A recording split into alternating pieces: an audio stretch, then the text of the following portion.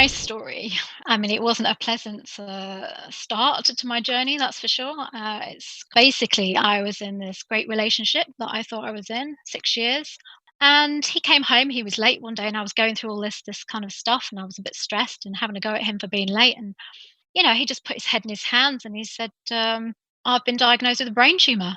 And he was 34 at the time, and it was just, we'd been planning on a wedding, and suddenly I was thinking, "Oh my God, I'm gonna be planning this man's funeral." Probably about 2 weeks after that, his behavior became quite erratic. He would disappear, and then one day he was back, and he was really quite, aggressive towards me. He sexually assaulted me, and whilst I was fighting him, and I was scratching his arms because I was too afraid to actually push him down onto the bed, because I was so worried that if I hit his head or anything, that it might somehow affect the tumor, that I might actually kill him or something. So ironically, whilst I'm being attacked and raped, I was actually thinking about his welfare still at that time. Welcome to the Dark Side of Elite podcast. Powered by Performance Mountain. Let's go. All right. Hey, we had Lisa Edwards on the pod coming out. She's a master hypnotherapist now out of London, speaker and a coach. Ultimately, her message is about the importance of unconditional self-love and achieving lasting success in that. What's interesting is where does this come from? She's a sexual assault survivor and more. She had a relationship that she was giving all to. And when she talks about it on this podcast, you're not going to believe this relationship with this male and the links of insanity and evil that he would go to in life. So she talks very openly and honest about that relationship, its dynamics, how it affected her life, the sexual assault, and then after that, how she recovered, how she really found a way forward, not only as a survivor, but to share her experiences to help everyone learn, not in a self-serving way. This isn't somebody that's got a book out there or anything like this. This is somebody that, as a hypnotherapist, is helping others. And quite frankly, on her journey to be a hypnotherapist is when it kind of clicked for her as a survivor. And what was interesting is she figured out of how our self-talk can drive us off the wall, because generally we are going to think negative about ourselves. We are just wired that way. And how by rewriting that script and learning the skill sets to change the way you think about yourself and talk to yourself, and can give you ultimate freedom in life. It's a typical life truth is stranger than fiction. And this woman shares it, and she shares guidance, and she shares her whole story so that we can all grow and learn and know that there's others out there that have, dealt with tragedy and how to move forward from it. Tell me where you got started or where you were inspired to do what you do. Okay, so do you want to start from my story? It's quite a long from the beginning, how I came to. Yeah, if you have time to give it to us all. I love to hear what motivates people, and and if you have questions, hit us up. Yeah, basically my story. It wasn't a pleasant start to my journey, that's for sure. It's kind of really starts in August 2004, summer 2014. And basically, I was in this great relationship that I thought I was in 6 years. It was a little bit tense at the time because for some reason this woman who'd been working with was sending me all these kind of messages through Facebook, trolling me for some bizarre reason. I don't really know why, saying that I was not good enough for my partner. And he came home. He was late one day, and I was going through all this kind of stuff, and I was a bit stressed and having a go at him for being late. And he just put his head in his hands and he said, "I've been diagnosed with a brain tumor." He'd just come from the hospital, and he was 34 at the time, and it was just, we'd been planning on a wedding, and suddenly I was thinking, "Oh my God, I'm going to be planning this man's funeral."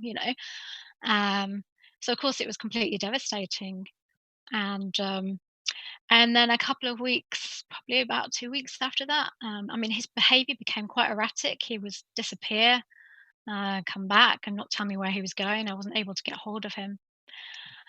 And then one day he was back, and he was really quite, aggressive towards me, and, he sexually assaulted me.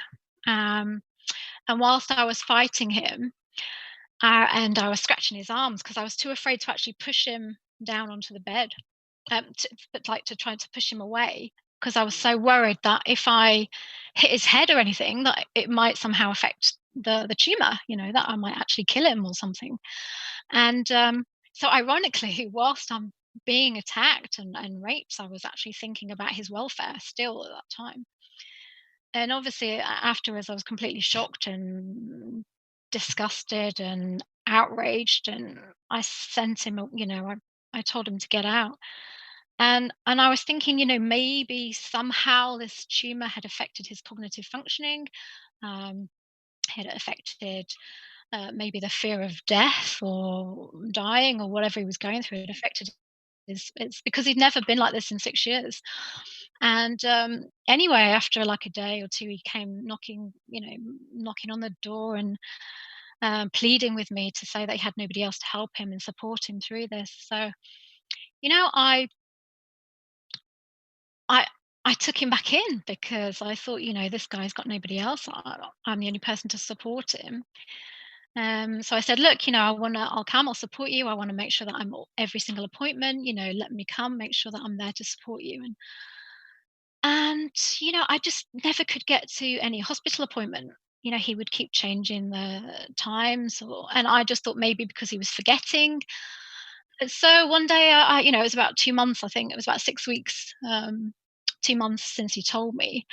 And I was looking for this appointment letter in the bedroom. I was hunting everywhere. I thought there must be something that I haven't seen. And what I found instead was this phone of his, second phone. And I remember standing in the bedroom thinking, this just rising sense of dread, like it was not going to be good news. And I turned this phone on, and the first message that I came to was a picture message of a baby, and it said, "Do you want to come and see? Do you want to come and meet your daughter, or do you want to do a DNA test?" And I felt sick to my stomach.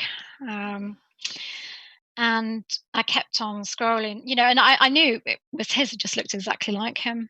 Um, and then there was all these other messages. I mean, I didn't know who. There were no names. The SIM card had been removed, so they were just numbers. I didn't know who these people were. Um, and I saw this other number that I'd been contacted, and there were no messages, but lots of phone calls between them. And I sent a message to this other number saying, look, I'm his partner for 6 years. Who are you? You know. And the message came back was, I'm his wife. So, so not only had this man, that I thought was I'd been in this great relationship, um, the whole 6 years had been a complete lie. It didn't happen sort of just that day. It was kind of like over the next few days and a couple of weeks that I was kind of trying to find, get all this information together. And it turned out that my entire 6-year relationship, right from the beginning, had been a complete lie. Um, and the thing that I clung on to right till the bitter end, I still believed that he was ill. I still believed that he was unwell. I was trying to contact his family and say, this man's unwell. And they were saying, "No, we don't know what you're talking about." And basically, he even lied about having a brain tumor. Um, yeah, yeah.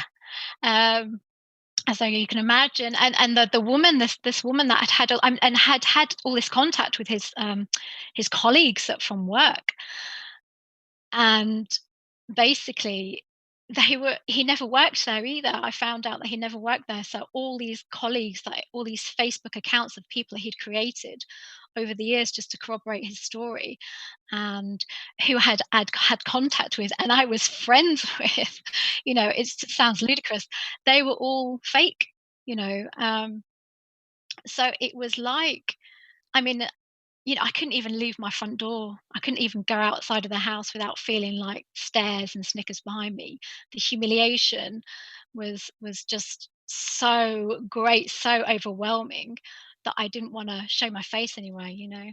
It just felt like everybody knew before me. How could I possibly have not seen the signs? For 6 years. Um, and so I was quite devastated, and I really hit quite a low. I mean, I think that the trust, it got to the point, Jack, where I couldn't trust my own hands, which was my right hand, which was my left hand. It was that bad. Um, because he was still kind of stalking me as well, and he was still contacting me through, creating fake accounts and then contacting me and messaging me. And it got to the point where I didn't know if anybody was real anymore, who was real and who wasn't. Um, but in sort of in time, um, I found myself in a new relationship, probably very quickly, actually. I think that I was very angry, and I was thinking, perhaps wrongly, more about him and how I could get back at him. And what better way to get back at somebody than to go and be happy with somebody else?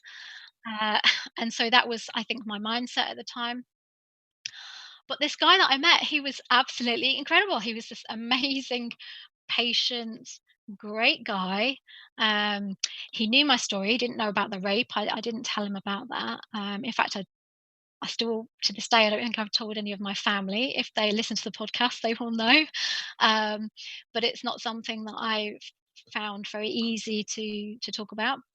Um, and I was with this guy, but it was kind of like, it wasn't like a proper relationship. I was very much having to take control. I was like, you can come when my son's, every other weekend when my son goes to his dad's. You're not going to meet my friends. This kind of like, this relationship at a distance, really. But he was great. He was so kind of patient and understanding. And if we went together, he was taking photos of where he was, what he was doing, and things like this. Um, and he was amazing. When we were together, it was great. The problem was that when we were apart, it wasn't so good, because I was just, you know, I just was obviously had these issues with trust. And it's like I was looking for things. He had to prove to me, if he said something nice to me, I was like, you have to prove it. Why are you saying these nice things? The poor guy, he couldn't even give me a compliment without me like ripping him apart. Because it's like, I've heard it all before. They're all lies. You've got to prove to me. Um, and the thing is, I'd gone into that kind of relationship with this mindset of a helpless victim, expecting him to heal me, right? Which is not his job. It wasn't his job to heal me. It wasn't, this poor guy hadn't done anything wrong. And after about a year, just over a year, he kind of finally said, "Look, I really, really care about you. I really like you. I understand you're going through all this, this crap, but I can't do it anymore. I just can't do it anymore." And it was absolutely heartbreaking, because he was holding me and hugging me as we were saying goodbye, and it still gets me. Oh, sorry. No, it's okay. I mean, I'll tell you what, like just being able to discuss it in a platform, I it will help so many more people that you may Yeah, never meet, and it's very brave. And I appreciate you being willing, to share it. And I believe from my own past of, silly stuff, child abuse, and me being child abused, me not abusing my children, and glad to hear it. Well, not glad to hear it, no, but no. Well, I mean, it's life, and then kind of through the, I guess we'll call them the terrorism wars. Seeing yeah, some of the best and the worst in people on both sides, right? The supposed good and bad side. And anyway, and what I learned was, you know, at least for me, sharing really helps, and that's actually why we created the podcast. And not everybody has stories like this, but people do. And I've always said that real life is stranger than fiction, and yeah, and we have to whatever kind of cards were dealt, we have to deal with. Um, and so, yeah, I mean, I already, I mean, your story's amazing, and the fact you're willing to share it is Yeah, I is mean, cool. it gets emotional, but it's kind of like, and I know that I can take that emotion away if I want to, as a hypnotherapist and what I do. But I like to feel it. I mean, it sounds very sadistic, but I actually like to feel it because it keeps me grounded. It reminds me of where I've been and where I am now. So I think sometimes emotions, no matter how painful, sometimes, not always, sometimes are helpful, in making sure that I'm not complacent and I can see where I've come. And also because I know that there's a happy ending to it. Um, so for me, it's kind of like I still like to feel it in a way, it's it's kind of important for me to feel it.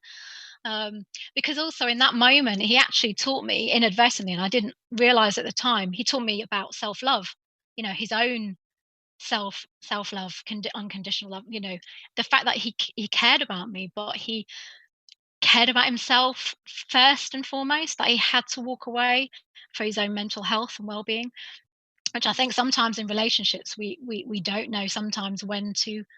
It's time to walk away for our own mental health. We stay and we stay and we stay, and we think we can help somebody or we can change them or we can change ourselves by being with somebody, and quite often you just need to step away. And I really had this massive respect for him for that, because I knew he was right. I didn't try beg and plead or anything. um, but I did think, oh my god, here's this great guy, and I still can't make it work. What the hell is wrong with me? I still can't make it work even with somebody really good. And um and I did hit like a real low after that. In fact, I got quite physically ill. I think the stress of it made me really ill, and to the point that I was in kind of physical pain and I couldn't eat or sleep. Um, I felt very ill. I just couldn't get better, and I ended up, going to hospital and being poked and prodded and tested. And they said to me, "Look, Lucy, we can't find anything physiologically wrong with you. It's just stress. Here's a leaflet, off you go." And I was a bit annoyed actually. I was like, you know, "You're trying to say this in my mind? This is real. This is really affecting me." Um, but the thing is, I had to accept that actually mind and body, your mental health and your physical well-being go hand in hand. They're not two separate things.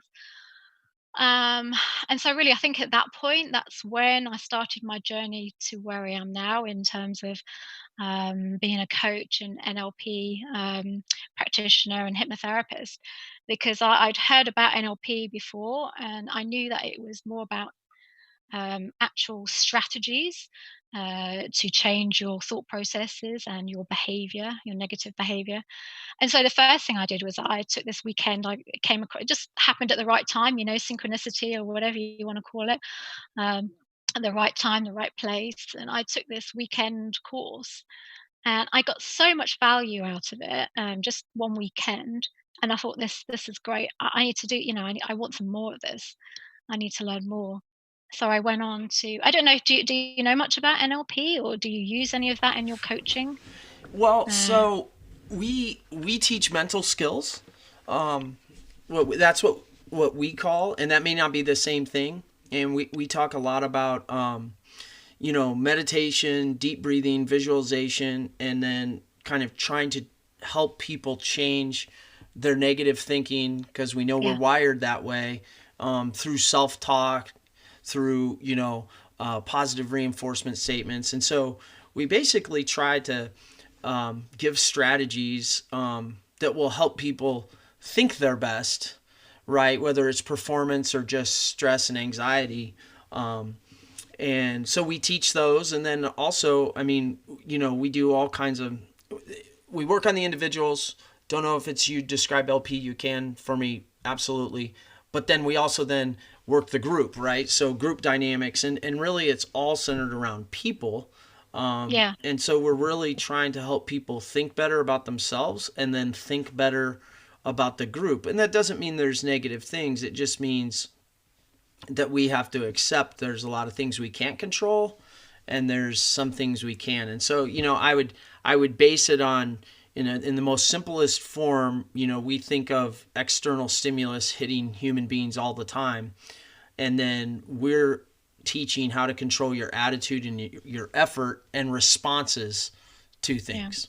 So tell me about LP and Well, and and and how it works, and some of that philosophy, if you want. Well, yeah, I mean, I think the whole basis of NLP, or as I interpret it anyway, and how I use it personally, and with clients, is that everything starts with you. Your world is a projection. You project outwards into your world, so it's really about changing, as you said, your own thought processes and your internal dialogue. Um, Really, in order to change your world, because it's very much like standing in front of a mirror. That is your world. It's based on your thoughts and your beliefs. So in order to change the reflection, you have to change you can't go around changing what's in the mirror. You have to change where you are standing, right? So, and the way you think. And again, it's all about that rewriting the negative thought, the internal dialogue that we've had probably since childhood, most of us really. So a lot of it is about letting go of those limiting beliefs and taking somebody. So I use something that's called timeline therapy as well, which is about perhaps going back without actually going into the event itself necessarily, and not you don't have to relive the content.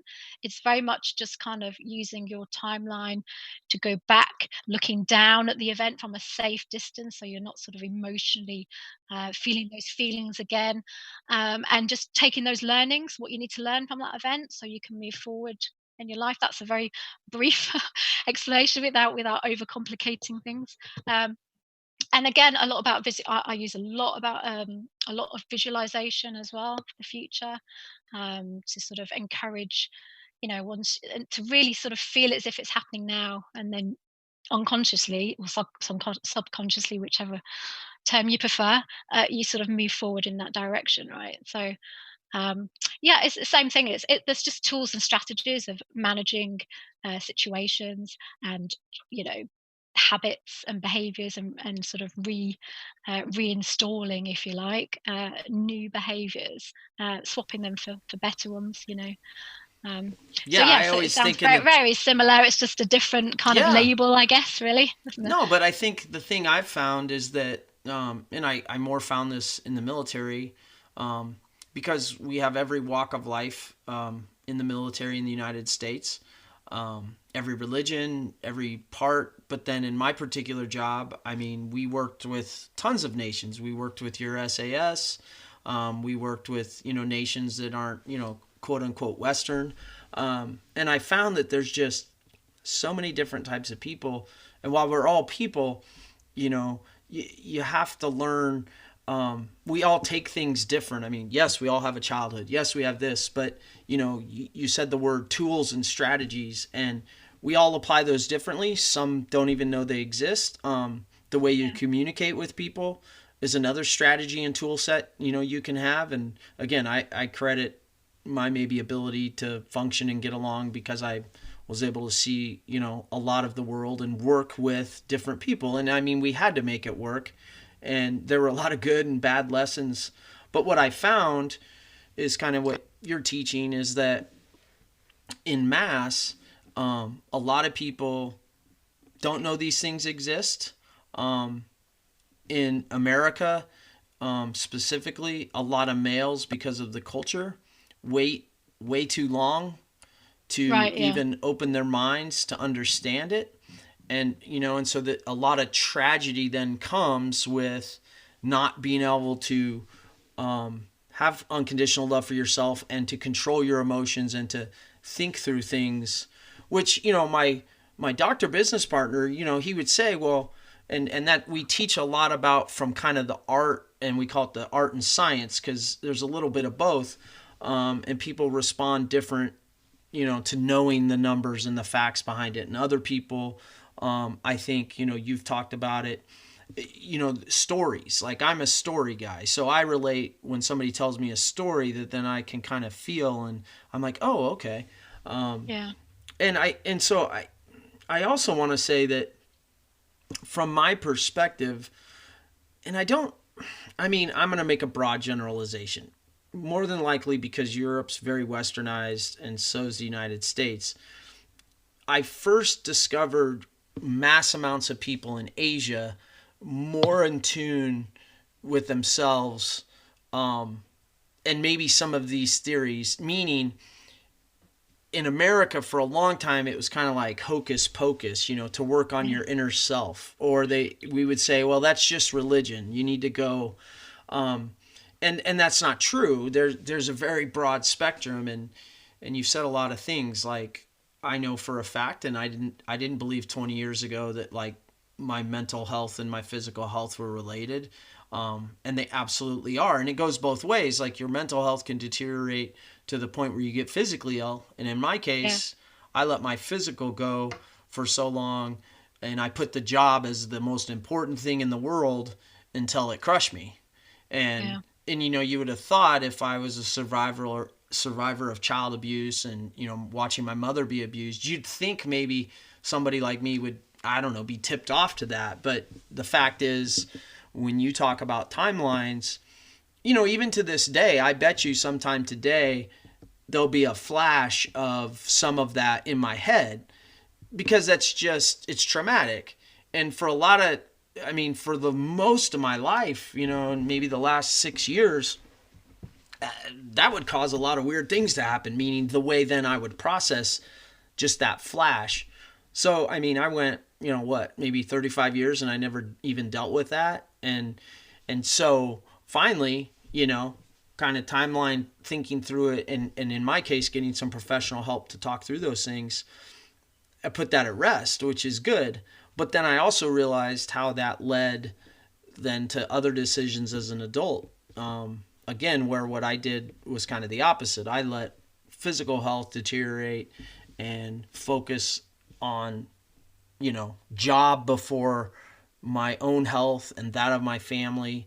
And so I just kind of have my priorities really messed up. I mean, I can justify it as a soldier, but at the same time, I would say, it doesn't matter what job you're in, you can get, you know, sick from both ways, and you really need to come back. And, I love your term that you've said, the boyfriend in the breakup kind of gave you, because you could see that he cared about you, but he also had unconditional self love for himself, not to be in a relationship that wasn't healthy. And I think we have a hard time coming to that as adults. absolutely. I mean, it's something that I look back at. I don't think at the time I was too happy about it. And I think that it took me a lot of introspection and thinking that actually, he's right. And, I really need to do something about that. But I think you hit the nail on the head about particularly men. I've had a lot of males, reach out to me and say that, because the whole lives have been told to man up. It's not good to kind of express yourself or go and see a therapist or anything like that. You just got to get on with it, and yeah, man up. So, and that is so damaging because then you end up carrying through um, all this crap throughout your whole life. And like you said, lots of people just think that that's the culture, that you just have to get on with it, and especially as a man and as a woman. I can hear feedback. Sorry. Is it okay? Okay. Um, yeah, I mean, so for me, the kind of biggest real aha, I think, was when I was actually doing the training, professional training, is because obviously it's therapy as well. You're practicing on each other. You're getting this free therapy. It was like 240 hours of therapy or something, all this training. So, and of course, at that point, we had this great mentor. And I remember I was talking about my whole, my life, my childhood, and everything. And I remember at one point he just like leaned over to me and he said, "I'm just going to stop you there, Lisa." And he reached out and he got this packet of tissues and he put the tissues down on the table. And he said to me really quietly, really softly, "What do you hate about yourself?" And I just burst into tears. It was like this kind of, oh my God, my whole life. I had no self-love. I was projecting all this kind of anger, about my own childhood and my ex, this lying brain tumor guy. And actually it was realizing in that moment, it was almost like, it's very cliche, isn't it? But it was almost like I could see everything, connect the dots, looking backwards.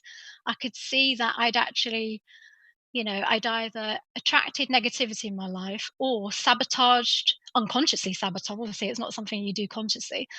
Unconsciously sabotaged anything good that had come into my life. I'd sort of pushed it away because I'd felt, I don't deserve it. I'm not worthy. Um, and it all sort of came together in that moment. I think I cried all night. I just went home and I just cried and cried, and just this cathartic release of emotion. Um, because I think half the battle sometimes in making changes and moving forwards is actually knowing what you need to change, what the actual issue is, right? You can't change what you don't know. And so I think that was like almost half the battle there for me. It was like, oh my God, this is the reason that I'd achieved some success, but it was kind of like I couldn't seem to sort of, I was constantly jumping from thing to thing, or relationship, or house to house, kind of looking for happiness in external places, I guess. Looking for something or someone to kind of validate my own self-worth, when really, like I said, everything starts with you. It's you have to sort your own head out first, your own thought processes. Um, and so that was really kind of the biggest aha moment for me. And I just thought, this is great stuff. This is I've got to Right. share it. I've got to share it. Well, you that's, know. I mean, you said what's great is, one, it's like, okay, so the human connection, like this person, obviously you're going through the training, and I agree. I mean, that's why we do the podcast. And again, we don't always have guests, and it's this, but I always tell everybody, it's free therapy for me. Like, Yeah. it's selfish in a way. I mean, talking with you and knowing your story is uplifting. And it is. I mean, I could go pay somebody, to see a therapist, but Yeah. I Yeah. kind of know what issues, maybe I need that. And so there's this human element to the connection where, in that time and place, that aha moment was because, who knows whether they were just trained and really good at what they do, or they had experienced something. And that's one of the things that I think, well, you're now doing professionally. And, I would say we did it in the military. We don't get any credit for it. It's an Okay. inherent part of leadership, but it's this human connection you have to help guide each other.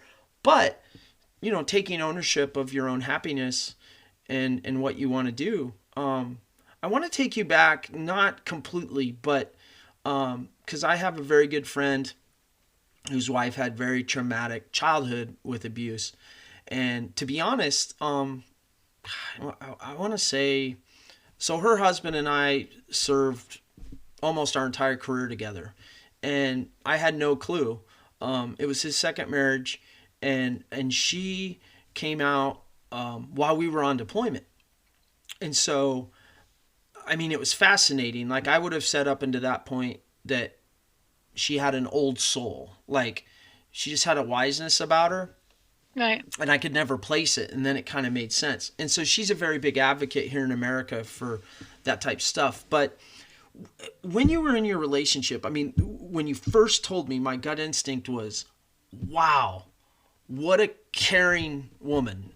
Meaning, my wife takes care of old people here, and I feel very fortunate because I think she is the most caring person I've ever met. To the point where I worry about her own, like, is her own needs being met? And I mean, obviously I can't do that completely, but to go through that traumatic thing and to be thinking, oh man, like, I mean, it's traumatic. So your brain's going 1,000 miles an hour, your fight or flight, your adrenaline's kicked off. But in your head, you're able to recall and think, well, I don't want to hurt him. Yeah. So I'm thinking, I could be wrong. You tell me.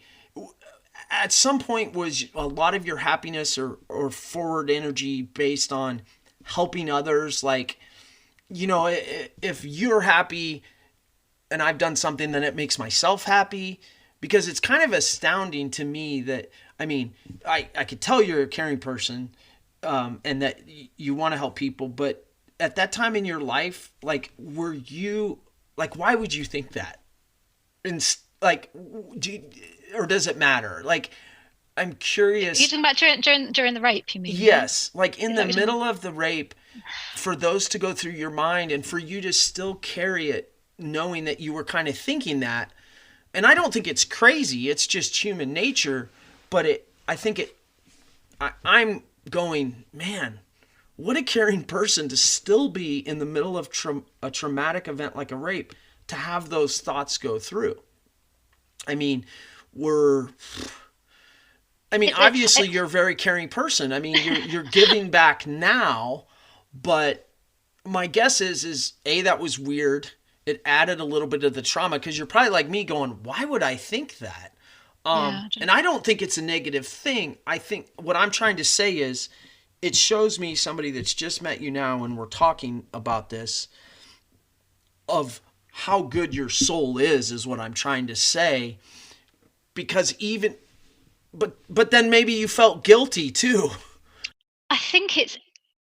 Do you know what it is? I think it is the fact that you cannot believe. I think you make excuses for other people's behavior that you don't understand. And I think that the only way that my brain could compute or make sense of it was to create a narrative, or some kind of narrative that is that, that this guy must be, he must need me, or he's struggling, or because I don't know, that sort of immediate reaction of, you know I think it's very difficult. I feel that, the only way I can describe it is that, the truth was too difficult for me to accept, and therefore I perhaps, created that, he had to still be this nice guy, and the brain tumor was somehow, affecting his cognitive Right. functioning, as I said. And I suppose that was the narrative that I had to accept. And therefore, because to say that had been with a monster for 6 years, was too much for me to accept or acknowledge at the time. And so I think that sometimes, maybe this is why some people stay with abusers. I mean, he didn't physically abuse me for 6 years. It was just that moment, and obviously he did it, very deceitfully. He did it behind my back. Uh, but I think sometimes this is perhaps the way that, uh, you know people stay, women or men stay with abusers. I guess because you spin a narrative, you tell your own story of the situation. You don't see it the way that, somebody objective, if you can call it objective. I think everything's subjective. I don't think anything's objective, but somebody on the outside, looking in, um, would see. So I think in that moment you have to explain it somehow, and the only way to explain it is, not that he's this hideous monster, because that would admit that I was wrong, right? And you don't want to admit that nobody likes to admit that you're wrong immediately about somebody. So I guess that's possibly, from a psychological point of view, it's very difficult because I was involved. Does that sound like something that could fit? I don't know. Well, You know, I think from my experience, anytime, and it doesn't matter, anytime it's a traumatic event, again, we're wired and the chemistry hits, and we all have different experiences. And I think that, yes, we have to, we don't even really control it. A narrative is created to try to help us make sense of the situation.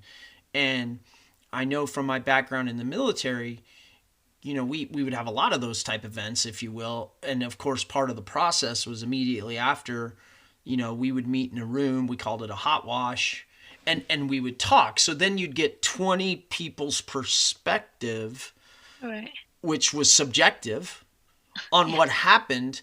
And that may adjust your thinking now going forward, because from your subjective perception, you thought this, and I think that helps. I think obviously the military has a lot of experience, if you will, and I'm sure first responders do, but even doctors maybe who see traumatic things, where then, if it happens to you individually and you have no experience, I think that and no way to decompress or to walk back through it, especially in something that I will say is very evil. Yeah. Yeah, I think we have to create a narrative, and then what you do moving forward, meaning turn that into a positive in your life versus letting it eat at you and maybe take you down a really bad path, for a long time, is really what's important, right? Is what after that and what you're thinking, what you end up doing through that, And let's be honest. I mean, I don't personally think I know anybody like that to a degree, but I did have an uncle who was not a good man, and they're very manipulative people at all levels. I mean, it doesn't matter their title. And so to partake in that, I mean, you have a person that, if we were in a video game or something, had very high manipulative skills. and and we can run into those. I happen to just I because of my experience with my uncle and my second father, I was a real man hater growing up. Meaning, if you were that type man, it really bothered me. It still bothers me today. Yeah. And I have a visceral reaction, like if I'm in a store or something and I see somebody who, by my subjective reasoning, is over the top. But it's out there. I mean, and I hate it because I'm a man, and I'm like, damn it, there's people giving us bad names out there, like, you know. But you turned it around, and I know part of your story was at some point you just went out and told people. You told an audience. That was quite recently. I have to say, it's been a long journey, and I don't think it's something that happens overnight. And it took me, and I think really originally at the beginning, I wanted everybody to know. I wanted I was enraged afterwards, and I was so angry. I wanted the whole world. I wanted this picture in the paper, the newspaper. I wanted everybody to know. And I did actually go to a journalist at the beginning, and everybody wanted to tell this story because it was so wild and crazy. And I did have somebody in my living room. He had the dictaphone, and I was, well, I was complete because at the time, it just happened, and I was completely, I was very emotional, and he wrote this story, and he emailed it to me, and I was like, I just freaked out, seeing the words, and I just thought, no, I can't. People can't know about this about me. People can't. This is going to have my photo. It's going to go nationwide. And I just like, no, no, I can't. I was still in that humiliation. There was a mixture of anger, and I wanted people to know, but I was in this humiliation. So, and it's taken me a long time to get through, to stop being embarrassed about it, and to see that it can actually help somebody else. Because even when I trained as a hypnotherapist, and you you want to have this persona of having it all together, you want to show that you're kind of like, you think people don't want to know that you've had a traumatic past and things like this.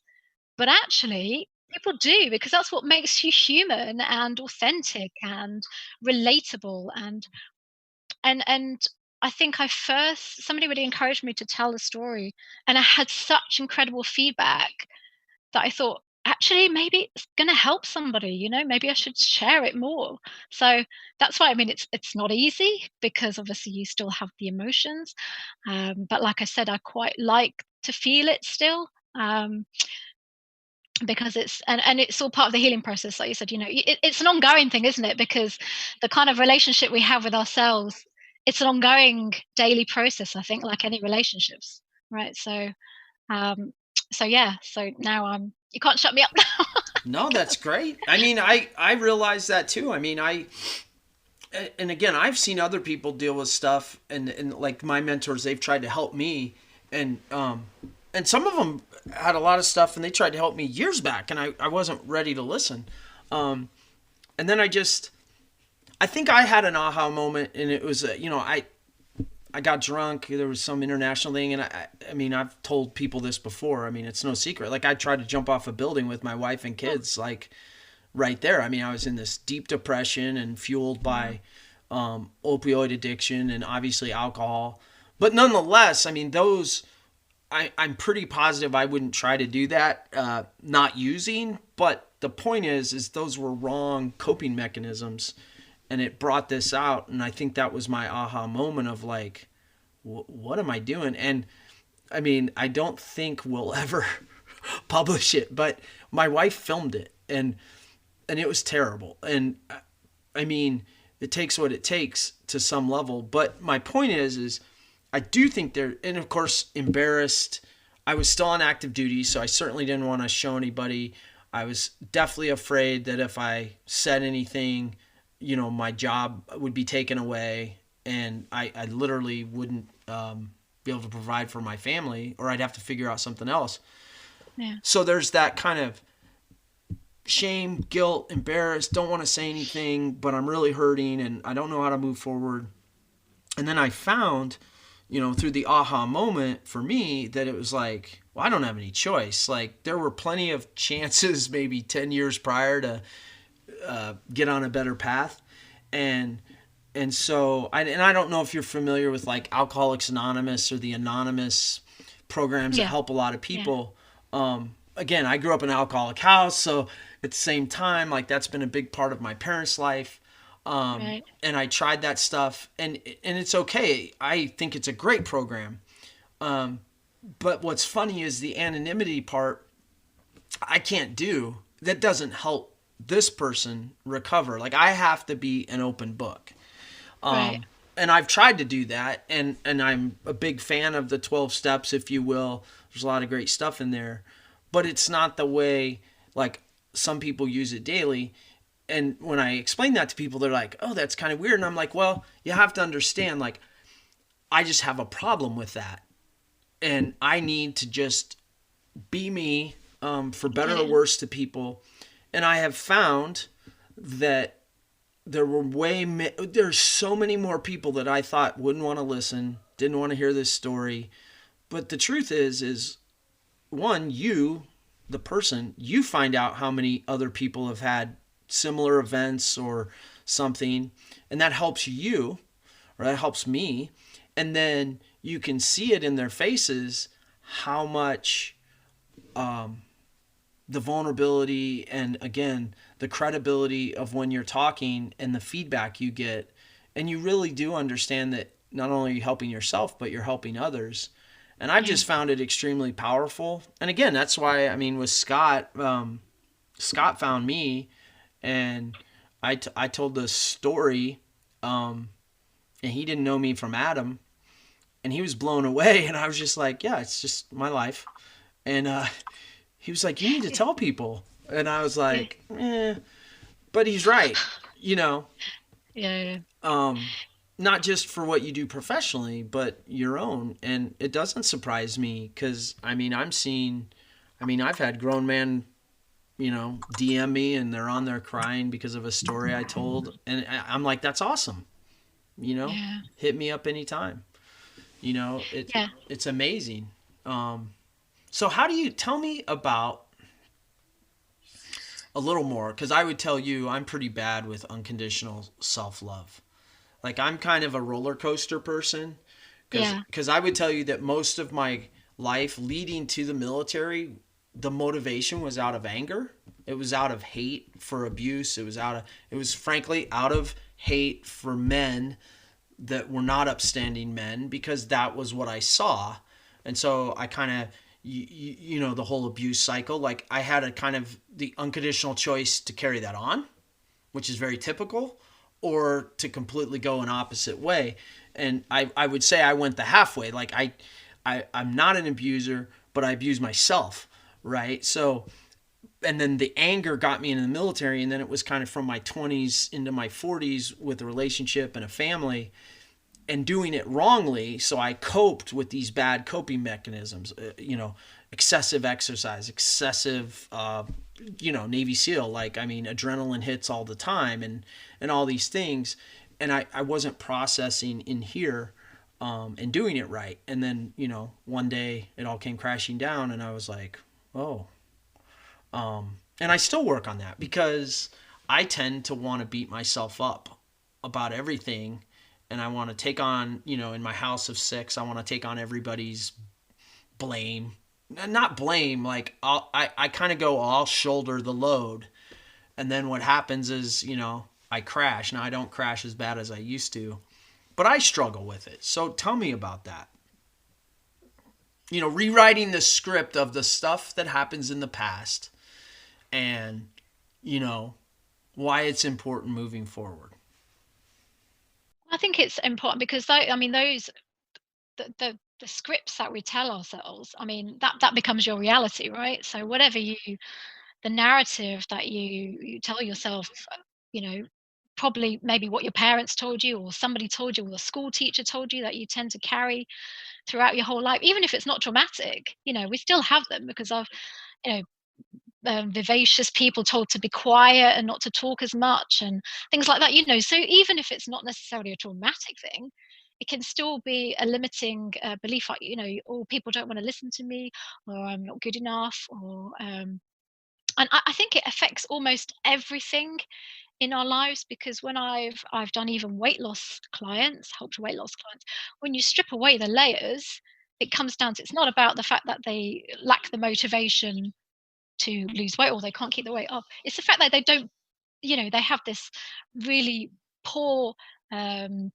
view of themselves, where they don't have this unconditional love, that they feel that they can only look in the mirror or they can only love themselves when they're exercise, however many pounds. And it's kind of like, for me, I think that you can still be on a journey, right? So you can still be, going, climbing a mountain or wherever it is you want to go, but you have to love yourself at the bottom, at the start of the journey too, because you're still worthy. It's not about this acceptance. Self-acceptance means, okay, I'm not going to improve anymore and I'm not going to challenge myself. It's about loving yourself. I always say, it's love yourself at the bottom of the mountain, not just when you get to the top, because when you get to the top, you might have a nicer view, but it's still going to be you, right? So you need to love yourself at the start. Loving yourself is accepting that you are imperfect and you're being okay with being imperfect, because we strive so much for perfection, getting everything right first time, and it's this self-compassion that, it's okay to make mistakes. We all make mistakes. Every single one of us makes mistakes, and that's okay, and being okay with that. So I have a daily affirmation, actually. I have daily affirmations, and I say, I love me because I'm not perfect, and I'm okay with that. You know, Things like that. You have to look in the mirror and say these things to yourself. And, when you do it repeatedly, I mean, it sounds very cliche, but it's repetition, repetition, repetition. And it's an ongoing it's like any relationship with your wife, my relationship with my partner. It takes work. It's a daily, you don't get complacent about it. Oh, I'm married now, it's all fine and I don't have to make an effort. Of course you do. So why don't we make an effort with ourselves, right? We seem to forget about ourselves. And it's like a daily thing. When I talk about self-love, it's not about putting yourself on a pedestal and being better and looking down on other people, because I think that people think, oh, it's very self-centered and egotistical and, egocentric way of viewing. Not at all. I don't mean it that way at all. It's very much about, like I said, real, having that compassion, self-compassion, because I think when you are compassionate with yourself, you project that outwards. You're a lot more tolerant of other people as well, when you recognize and accept your own imperfections. It affects your relationships as well. You can kind of be compassionate and accepting of other people's flaws in a way that often times we can be quite, if we see something in ourselves that we don't like, we often see it in somebody else, and becomes quite irritating. So when you have, if you see something that's irritating about somebody else, it's usually something you have to work on with yourself. That's why I say. So yeah, so that's, my view of unconditional self-love and rewriting. It's probably what you said before, that you use in your own coaching, which is, actually actively saying things, changing the way you talk about yourself, the way you think, being very mindful of your thoughts on a daily basis, and changing them from negative into to a positive. Yeah, Um, it's huge.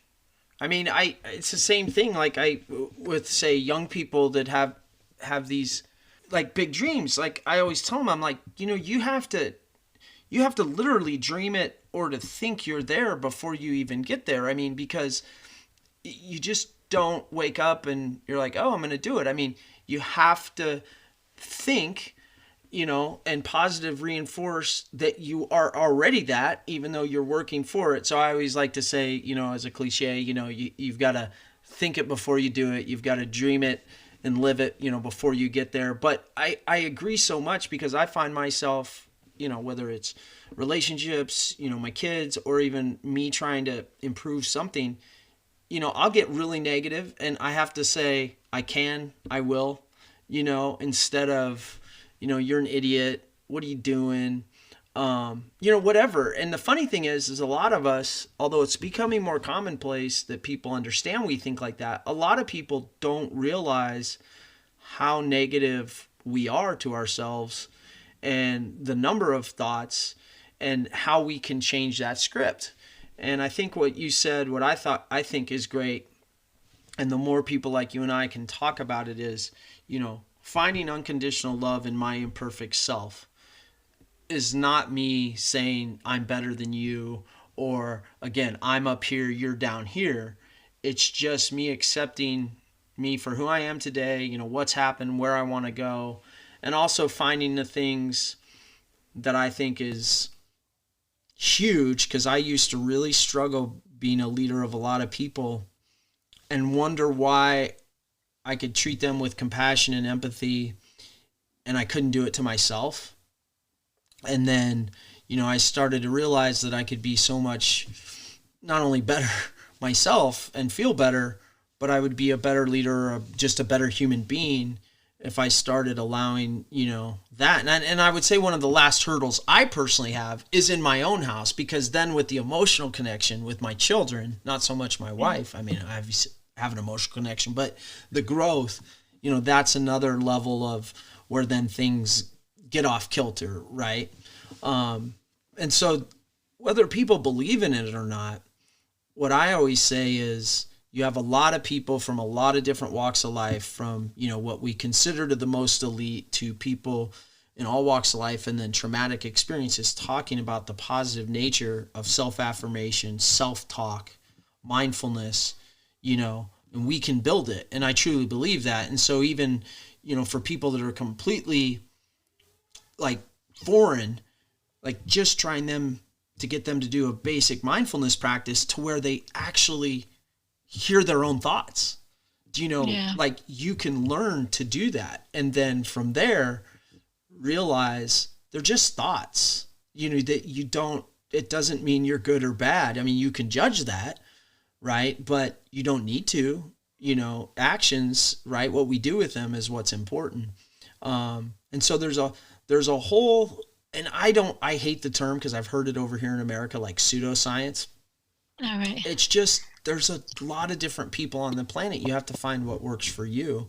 Yeah, absolutely. And, it's cool that you're a survivor, while you've had these unique experiences in life. What I think is cool is that you're out there now actively helping others, which I know helps you. Yeah, there's healing and helping, definitely. I think it's like you said, it's an ongoing process, isn't it? So there's always healing and helping others as well. Yeah. Well, and I think that the more mankind in general realizes that that's a really good way to live, the better off we all are. I mean, I say all the time to people, because over here, people have a very preconceived notion of what I used to do. And so therefore they put that like on me, like instead of like when I meet somebody and, the relationship starts there, they come into it with this very Hollywood type deal. And it frustrates me to a degree. I learned to live with it and work with it. But, I go and talk about, these real things and the real struggles because that's reality. And I Yeah. tell them all the time, I'm like, there are evil people out there, and there are people that make very heinous decisions, and there are some things that certainly I believe, combat can solve. Absolutely. But, the greater change in the world is doing it like one person at a time with this human interaction and sharing, what I've been through, what you've been through, and then, where we're going and how I've overcome it.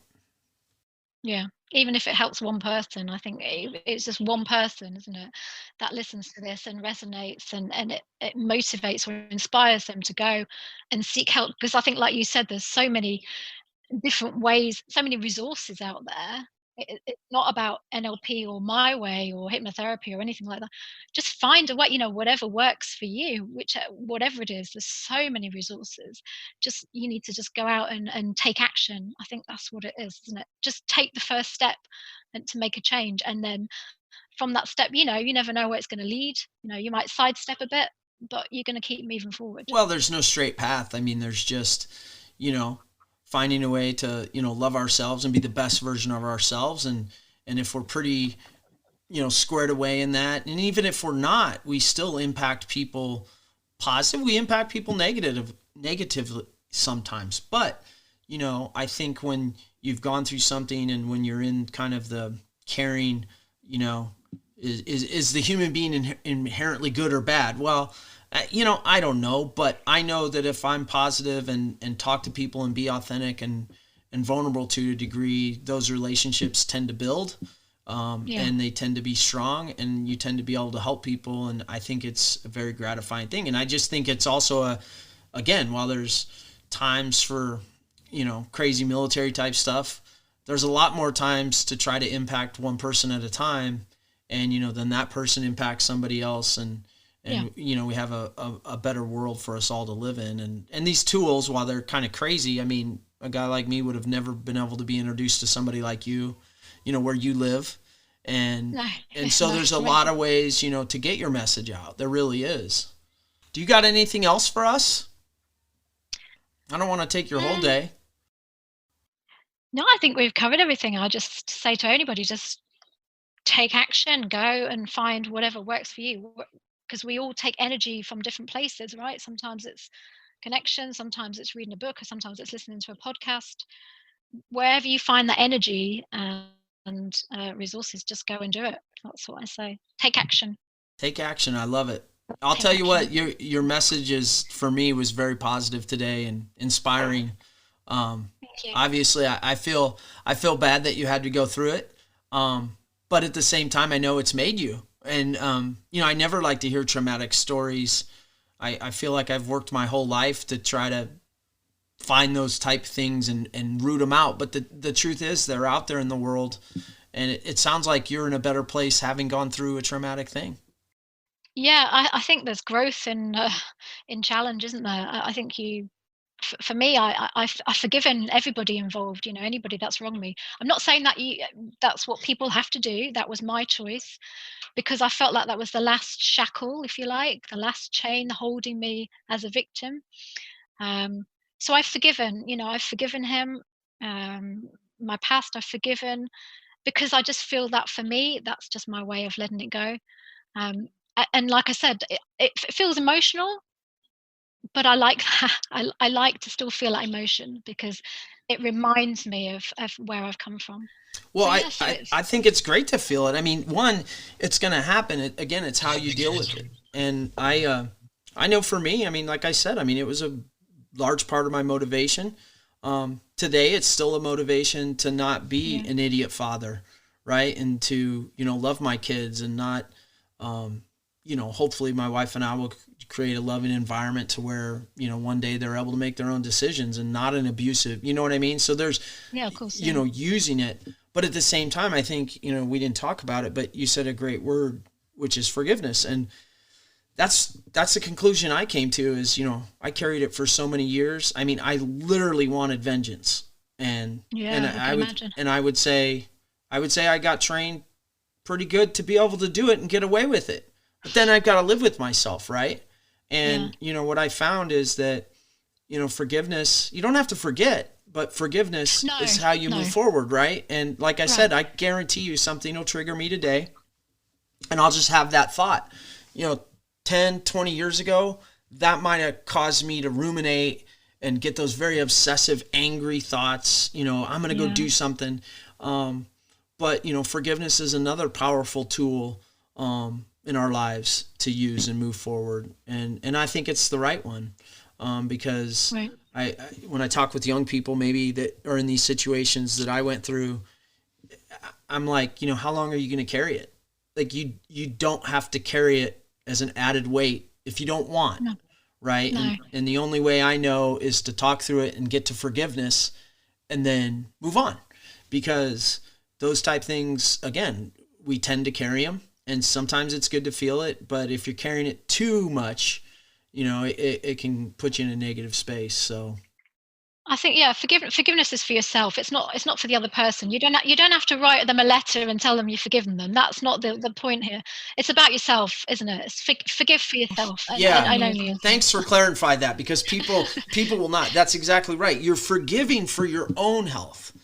Yes, absolutely. It's not for the other person. You're not absolving them from what they've done. They've still done what they've done, but it's about yourself and being able to move away from that whole victim. That's for me, it was the last shackle, last chain connecting me to being that victim. And it's like, no, I don't want it. I'm not a victim. I'm moving forward in my life, and that's it. I've forgiven. Not forgetting, forgiven. Two different things. Yeah. That's it. That's this edition of the Dark Side of Elite, powered by Performance Mountain. Stay classy, Nebraska. Stay calm, America.